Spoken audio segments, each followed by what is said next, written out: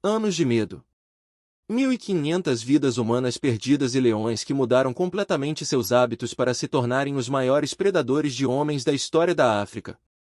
Quando as medidas governamentais não são bem planejadas, quem colhe os frutos negativos são sempre as pessoas mais vulneráveis. E se elas estão em território selvagem, essa consequência se torna ainda mais terrível. Se prepare para descobrir como um bando de 15 leões superaram o raciocínio humano e aproveitaram da vulnerabilidade da nossa espécie.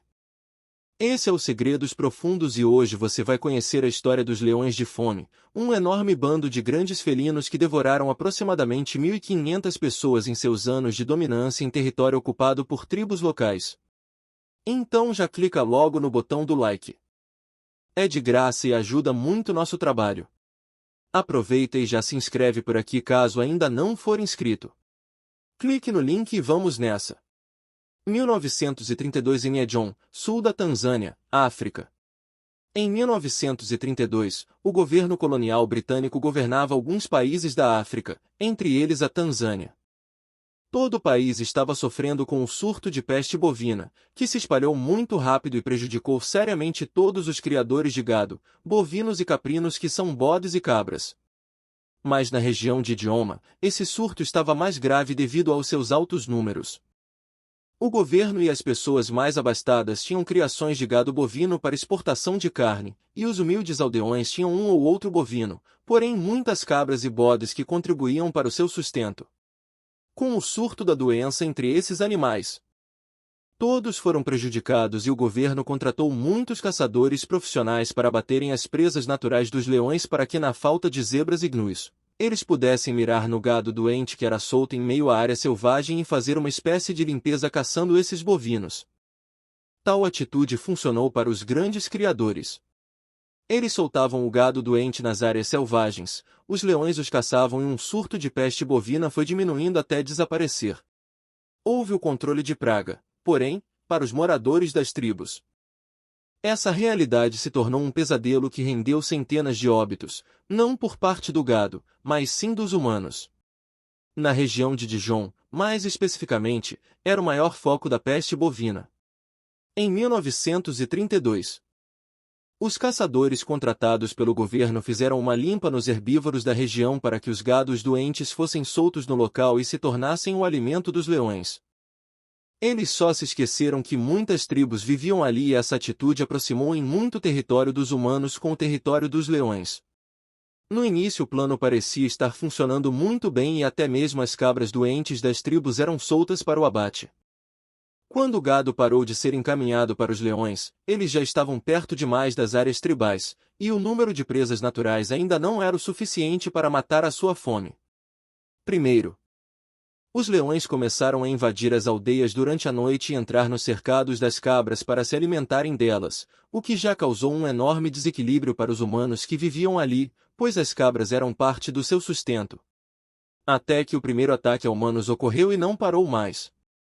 Era noite e os homens da tribo se reuniram para fazer uma vigília de guarda, acreditando que eles poderiam espantar os felinos com tochas e facas, mas eles não contaram com o inimigo ou que surgiria da escuridão.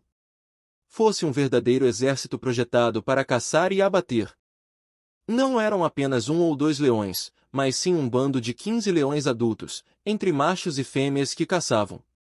Orquestradamente, a furtividade e força desses animais aniquilou o plano dos humanos e naquela mesma noite, 2 dos homens que estavam de guarda foram abatidos e levados para a selva. Os gritos e rastros deixados da noite brutal marcaram o início de um tempo doloroso, aterrorizante e extremamente difícil. Os ataques mortais a humanos das tribos de Eren-Job não pararam mais e os leões ganharam o nome de os comedores de homens de idiomas. As vítimas eram homens e mulheres que, por algum motivo, estavam fora de suas cabanas durante a noite. O pavor era tanto que as pessoas de uma das tribos acreditavam que os leões estavam enfeitiçados por um bruxo que tinha sido expulso da tribo há pouco tempo. Quando os humanos começaram a cercar suas casas com espinhos, madeiras e tochas, os leões pulavam do terreno pelas janelas ou nos telhados mais baixos, que eram muito frágeis, feitos de barro e plantas secas, e caíam direto dentro das cabanas, fazendo dali o seu cenário de destruição. As tribos não tinham mais para onde ir, afinal, o seu modo de vida não se adaptaria a nenhum outro local, e o governo pareceu dar poucas opções para esses povos. E como a facilidade se caçar um humano ao invés de um herbívoro selvagem é muito grande para um leão. Eles miraram seu foco de predador para as tribos reinando naquele território, ensinando seus filhos que aquele tipo de caça era mais simples e eficaz do que se desgastar para correr atrás de uma zebra, por exemplo. Em 1934, algo totalmente inesperado aconteceu. As pessoas da tribo reforçavam como podiam a segurança de suas cabanas com estacas de madeira, espinhos banhados em veneno e fogo alto. Afinal, eles viviam em um local com poucos recursos e isso estava dificultando a entrada dos leões nas casas. Foi aí que esse bando de felinos mostrou que a inteligência de animais famintos não pode ser subestimada. O modo de vida dos leões é noturno. Eles dormem a maior parte do dia, o que possibilitava as pessoas conseguirem ter uma vida relativamente normal nesse período. À noite, os leões iam caçar nas tribos, mas estavam tendo dificuldades em entrar nas casas. Então eles resolveram que mudar o seu estilo de vida era mais fácil do que voltar a caçar animais herbívoros. Isso mesmo que você ouviu. Esse bando específico de leões começou a atacar os humanos durante o dia enquanto eles estavam em sua agricultura doméstica ou pegando água no rio, e os abates começaram a crescer assustadoramente. Alguns caçadores se comoviam com a situação e tentavam caçar os felinos. Outros até o governo enviava para tal missão. Mas foram eles que viraram a caça dos leões. Até que, em 1946, 14 anos depois do primeiro abate a humanos por parte desse bando de leões, George Tillman Usp, um experiente caçador de elefantes, foi chamado ao local para tentar resolver a situação. George se instalou de forma semi-permanente na tribo que estava sendo mais atacada na tentativa de resolver o problema. Ele sabia que para não acabar caindo nas garras daqueles leões, o processo de caça seria demorado e feito com paciência por um ano.